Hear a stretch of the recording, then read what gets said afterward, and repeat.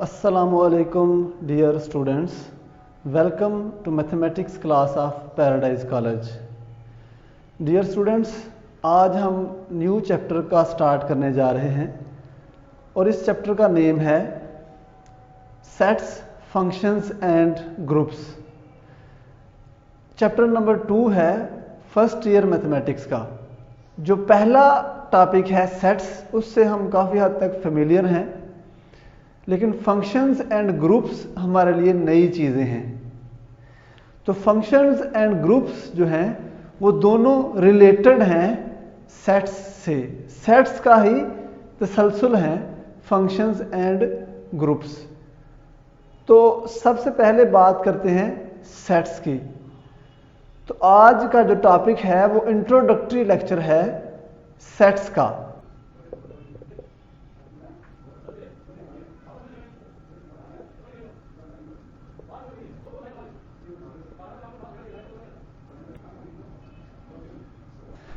A collection of well-defined and distinct objects। तो basically sets जो हैं वो कलेक्शन होती हैं, ऐसी कलेक्शन जो कि वेल डिफाइंड हो और डिस्टिंक्ट हो। वेल डिफाइंड से क्या मुराद है? डिस्टिंक्ट तो हमें समझ आता है कि ये उस कलेक्शन में मौजूद तमाम जो ऑब्जेक्ट्स हैं वो डिफरेंट हों। Distinct mean different. लेकिन वेल डिफाइंड से क्या मुराद है? वेल डिफाइंड को समझने के लिए हम एक एग्जांपल लेते हैं। ये हमारे पास एक एग्जांपल है, ऑब्जेक्ट्स वी कैन सी, ऐसी चीजें जिन्हें हम देख सकते हैं। A man, a mobile, a tree और अ हाउस, ये वो चीजें हैं जिन्हें हम देख सकते हैं। हमारे पास एक सेट ये है और दूसरा सेट ये है जिन्हें हम नहीं देख सकते। फॉर एग्जाम्पल ऑक्सीजन, हीट और साउंड। तो ये दो सेट्स हैं डिफरेंट किस्म के, लेकिन इनमें कोई एक रिलेशन है। किसी ये सारी जो चीज़ें हैं, ये वाला सेट है, ये इस लिहाज से रिलेटेड है कि हम इन्हें देख सकते हैं। और इस सेट में जो कलेक्शन मौजूद है उसे हम देख नहीं सकते। तो ये दोनों जो है स्पेसिफिक हो गए, एक रिलेशन डेवलप हो गया इसमें कि हम इन्हें देख सकते हैं। इसमें वो एलिमेंट्स मौजूद हैं, इसमें वो ऑब्जेक्ट्स मौजूद हैं जिन्हें हम देख सकते हैं, लेकिन इसमें कौन से ऑब्जेक्ट्स मौजूद हैं जिन्हें हम नहीं देख सकते। तो ये वेल डिफाइंड सेट्स हैं, ये वेल डिफाइंड ऑब्जेक्ट्स हैं, ये भी वेल डिफाइंड ऑब्जेक्ट्स हैं। वेल डिफाइंड यहाँ पे क्या है? वेल डिफाइंड यहाँ पे ये चीज़ है कि हम इन्हें देख सकते हैं, और यहाँ पे वेल डिफाइंड क्या है कि हम यहाँ इन्हें देख नहीं सकते। इसके बाद एक काउंटर एग्जांपल लेते हैं। तो ये हमारे पास दो एग्जांपल्स हैं, beautiful boys, a collection of a beautiful boys and a collection of a naughty boys. ये दोनों जो सेट्स हैं, ये दोनों जो कलेक्शंस हैं वेल डिफाइंड नहीं हैं। ये दोनों कलेक्शंस वेल डिफाइंड नहीं हैं। उसकी रीजन ये है कि ब्यूटी एंड नॉटी वो वेरी करती हैं, पर्सन टू पर्सन वेरी करती हैं। कि अगर मेरे नज़दीक एक चीज़ जो है वो ब्यूटीफुल है तो दूसरे के नज़दीक वो चीज़ ब्यूटीफुल नहीं हो सकती, या कोई और चीज़ जो है उसके नज़दीक ब्यूटीफुल हो सकती है। इसी तरह से अ नॉटी पर्सन जो है वो वेल डिफाइंड नहीं है। कोई भी इंसान खुद को नॉटी नहीं कहता, ठीक है। इस लिहाज से ये दोनों टर्म्स जो हैं वो वेल डिफाइंड नहीं है, ये दोनों कलेक्शंस वेल डिफाइंड नहीं है। इसलिए a collection of beautiful boys is not a set. Similarly a collection of naughty boys of a street is not a set. So set is a collection of well defined and distinct objects. Next एक note है, the objects in a set is called members और elements. हम discuss कर चुके हैं कि objects की collection जो वेल डिफाइंड हो उसे सेट्स बोलेंगे। तो उन ऑब्जेक्ट्स को मेंबर्स और एलिमेंट्स ऑफ दैट सेट बोलेंगे। और सेट्स को रिप्रेजेंट किस तरह से करेंगे? नेक्स्ट है capital letters A, B, C and so on, X, Y, Z are used to represent sets, and small letters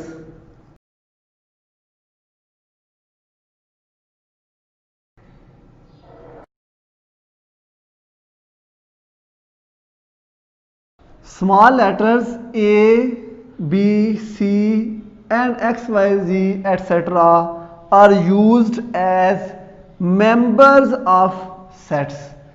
जो स्मॉल लेटर्स हैं उनको मेंबर्स ऑफ सेट से डिनोट किया जाता है, यूज किया जाता है उनको as members of sets. Next हमारे पास हैं कुछ एप्लीकेशंस ऑफ सेट्स कि सेट्स को पढ़ना क्यों जरूरी है, सेट्स का यूजेस कहां कहां पे हो रहे हैं। तो सबसे पहले इकोनॉमिक एनालिसिस के लिए सेट्स को यूज किया जाता है। इकोनॉमिक्स एनालिसिस से क्या मुराद है, मतलब ग्राफ्स बनाए जाते हैं कि जो इकोनॉमिक्स है वो उसका ग्रोथ रेट जो है वो एनुअली क्या है।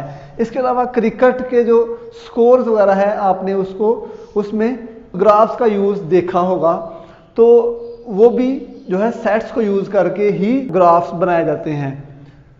नंबर 2, प्रोग्रामिंग में सेट्स का बहुत इंपॉर्टेंट रोल है। प्रोग्रामर्स जो हैं वो सेट्स को बहुत अच्छे तरीके से यूज करते हैं। नेक्स्ट है टीम ऑफ पीपल। ये दो चीजें हैं, ये दो यूजर्स हैं जो हमारे लिए डेली लाइफ यूजर्स हैं, डेली लाइफ एप्लीकेशंस के। अगर हमने किसी लोगों की टीम बनानी है तो वो भी एक सेट होगा और सेट्स के रूल्स के अकॉर्डिंग ही वो टीम बनाई जाएगी। उसके अलावा जो हमारी क्लास के स्टूडेंट्स हैं वो भी एक collection of well defined objects होती है, इसलिए इसको भी सेट का नाम देंगे। तो ये कुछ एप्लीकेशंस हैं सेट्स की। नेक्स्ट हम लिखेंगे हाउ टू रिप्रेजेंट और how to describe a set. How to describe a set, एक सेट को कितने तरीकों से कितनी फॉर्म्स में लिखा जा सकता है, राइट किया जा सकता है, डिस्क्राइब किया जा सकता है। तो उसके 3 मेथड्स हैं। Number 1 descriptive form, number 2 tabular form and number 3 set builder form. तो आइए इनको डिटेल में स्टडी करते हैं। सबसे पहला मेथड है डिस्क्रिप्टिव मेथड और डिस्क्रिप्टिव फॉर्म। अगर हम एक सेट कंसीडर करें जिसमें इंग्लिश अल्फाबेट्स पड़े हुए हों तो उसकी डिस्क्रिप्टिव फॉर्म क्या होगी, a set of vowel letters of English alphabets. इस तरह से उसको डिस्क्रिप्टिव फॉर्म में या इस तरह से इसको सेंटेंस की फॉर्म में लिख दिया जाएगा। इसको बोलेंगे descriptive form of a set. Next हमारे पास है टेबुलर मेथड और टेबुलर फॉर्म। तो इसी सेट को अगर हम कंसीडर करें तो उसको अगर टेबुलर फॉर्म में लिखें तो क्लोज करेंगे करली ब्रैकेट्स में, और करली ब्रैकेट्स के दरमियान जो एलिमेंट्स हैं इस सेट्स के उनको प्रॉपरली लिख देने का नाम है टेबुलर मेथड। इसके बाद है सेट बिल्डर मेथड। तो सेट बिल्डर मेथड में अगर इसी सेट को कंसीडर करें तो सेट बिल्डर फॉर्म जो है उसमें हम किसी उन तमाम एलिमेंट्स को एक आर्बिट्रेरी एलिमेंट से रिप्रेजेंट करेंगे। वो एलिमेंट हमारे पास है x। यहां पे इस सेट में मौजूद है स्मॉल x सच दैट, इसको पढ़ेंगे सच दैट, इसका एक सिंबल इस तरह से भी इसको रिप्रेजेंट किया जाता है x सच दैट, और बाद में इसकी डिस्क्रिप्शन लिख दी जाएगी या इस तरह से इसकी डिटेल लिख दी जाएगी, इसकी एक्सप्लेनेशन लिख दी जाएगी कि x कौन से हैं। x is a letter of English alphabets. तो ये होगा tabular method of writing a set. इसकी एक और एग्जांपल ली हमने कहा हमारे पास कुछ नंबर्स मौजूद हैं, नेचुरल नंबर्स, जिनमें 1 2 3 and so on up to 10 elements मौजूद हैं, मतलब फर्स्ट 10 नेचुरल नंबर्स। तो उसकी सेट बिल्डर फॉर्म क्या होगी, उसकी सेट बिल्डर फॉर्म होगी x such that x belongs to natural numbers capital N and and x is greater or equals to 1 and less or equals to 10. This is called set builder notation or set builder method of writing a set. जी तो students हम next चलते हैं exercise 1.1 की तरफ और जो हमने set को डिस्क्राइब करने के तरीके सीखे उनकी प्रैक्टिस करते हैं, उनकी एक्सरसाइज करते हैं, उनके क्वेश्चंस करते हैं। तो पहला क्वेश्चन है राइट इन बिल्डर नोटेशन। ये कुछ सेट्स जो हैं वो टेबुलर फॉर्म में है और कुछ सेट्स जो हैं वो डिस्क्रिप्टिव फॉर्म में है। तो हमने इनको राइट करना है बिल्डर नोटेशन में। किस में राइट करना है? बिल्डर फॉर्म ऑफ सेट में, सेट बिल्डर नोटेशन में इनको राइट करना है। तो ये जो पहला सेट दिया गया है, दूसरा पार्ट है इसका, पहला आपने खुद करना है 0 1 2 3 अप टू 100।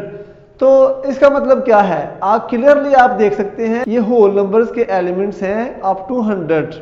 ये रेड कलर से जो मैं लिखूंगा ना वो सारी की सारी बिल्डर नोटेशन होगी, यहां पे लिखने की जरूरत नहीं पेश आएगी। x such that x belongs to capital W। आप जानते हैं कि कैपिटल W जो है वो सेट ऑफ होल नंबर्स को रिप्रेजेंट करता है। एंड इस सिंबल को क्या पढ़ते हैं? एंड x इज ग्रेटर और इक्वल्स टू 0 एंड लेस और इक्वल्स टू 100। यहां हमने शो कर दिया कि इसमें मौजूद है x और x जो है वो कैपिटल W को बिलोंग करते हैं और x जो है वो 0 से लेके 100 तक एलिमेंट्स होंगे। इसका थर्ड पार्ट है। थर्ड पार्ट में क्या है? 0 plus minus 1 plus minus 2 plus minus 3 up two plus minus 1000। मतलब ये टेबुलर फॉर्म में एक सेट दिया गया है। टेबुलर फॉर्म में ऐसा सेट है जिसमें इंटीजर्स पड़े हैं। कौन से इंटीजर्स? जो कि -1000 से लेके +1000 तक के इंटीजर्स हैं। -1000 -999 फिर -1 0 and so on up to 1000। तो इसमें क्या पड़े हुए हैं? Capital Z, set of integers. ठीक हो गया? बिल्डर नोटेशन में कैसे लिखेंगे? इसको लिखेंगे x such that x belongs to capital Z and x is greater or equals to -1000 and less or equals to 1000। ठीक है बच्चों, यहां पे थोड़ी सी कंफ्यूजन हो सकती है। वो कंफ्यूजन क्या है कि यहां पे आप पढ़ेंगे 0 से लेके +-1000 तक हम पढ़ सकते हैं, लेकिन यहां पे नोटेशन, यहां पे इसकी जो x ग्रेटर इक्वल टू -1000 और लेस इक्वल टू 1000 लिखने से ही ये ठीक होगा। अदरवाइज हम 0 x ग्रेटर इक्वल टू 0 लिख दें तो वो गलत हो जाएगा हमारा पार्ट। तो इस तरह से ये हमने इसकी बिल्डर नोटेशन में इसको लिख दिया। ये सेट ऑफ इंटीजर्स हैं जो कि -1000 से 1000 तक लिखे जा सकते हैं। हमने ये, आपको याद होगा हमने पढ़ा था ना सेट ऑफ रियल लाइन में पढ़ा था कि यहाँ पे जो रियल लाइन पे नंबर्स होते हैं वो एक ऑर्डर में होते हैं। नेगेटिव इंटीजर्स जो हैं वो बड़े से शुरू होते हैं और फिर 0 से तक जाते हैं और 0 से फिर नेक्स्ट जो है वो नेचुरल नंबर्स कंटिन्यू होते हुए अप टू इन्फिनिटी ये चलते रहते हैं। इसके बाद हमारे पास है पार्ट नंबर 4। पार्ट नंबर 4 में कुछ एलिमेंट्स पड़े हुए हैं और ये एलिमेंट्स क्या हैं? ये सेट की कौन सी फॉर्म है? ये सेट की टेबुलर फॉर्म है और इस सेट में नेगेटिव इंटीजर्स भी पड़े हुए हैं और उसके अलावा एक 0 एलिमेंट पड़ा हुआ है। तो ये भी फिर क्या हुआ? Set of integers. तो इसकी सेट बिल्डर फॉर्म लिख देते हैं। मैं यहाँ पे ए का यूज कर रहा हूं। ए यहाँ पे क्या है? कोई सा आर्बिट्रेरी एलिमेंट है जो कि इन तमाम एलिमेंट्स को रिप्रेजेंट कर रहा है। इस सेट में मौजूद है a such that a belongs to capital Z and a is greater equal to -500। सबसे छोटा एलिमेंट जो है वो -500 है। इसके अलावा सबसे बड़ा एलिमेंट जो है वो 0 है। तो यहां पे एक बात बताता चलूं कि -500 सबसे छोटा है, लेकिन ये सबसे एंड पे लिखा हुआ है। इसमें जो अरेंजमेंट है नंबर्स की वो मैटर नहीं करती, ऑर्डर जो है वो मैटर नहीं करता। ये भी हम पढ़ेंगे। इसके बाद ये इसका जो 8th पार्ट है ये है इसमें 3 नेम लिखे हुए हैं, जनवरी, जून एंड जुलाई। हमने पढ़ा था ना कि एक सेट के जो एलिमेंट्स हैं वो किसी ना किसी फॉर्म में एक दूसरे से रिलेटेड होंगे। तो ये सारे के सारे नेम्स ऑफ मंथ्स हैं दैट इज स्टार्ट्स फ्रॉम जे। तो हम इसकी जो सेट बिल्डर फॉर्म है वो इस तरह से लिखेंगे। इसमें मौजूद है x such that x is a name of month starts letter J. ये ऐसे मंथ्स हैं जो कि कैपिटल लेटर जे से स्टार्ट होते हैं। तो हमने कोई एक्स लिखा आर्बिट्रेरी एलिमेंट, उसके बाद एक्स की एक्सप्लेनेशन लिख दी, ठीक है। जो इनमें ऑर्डर है ना, जो इन लेटर्स में जो रिलेशन है, इन एलिमेंट्स में जो रिलेशन है वो उस रिलेशन की यहाँ पे एक्सप्लेनेशन आती है। इसके बाद 9th पार्ट है the set of all odd natural numbers.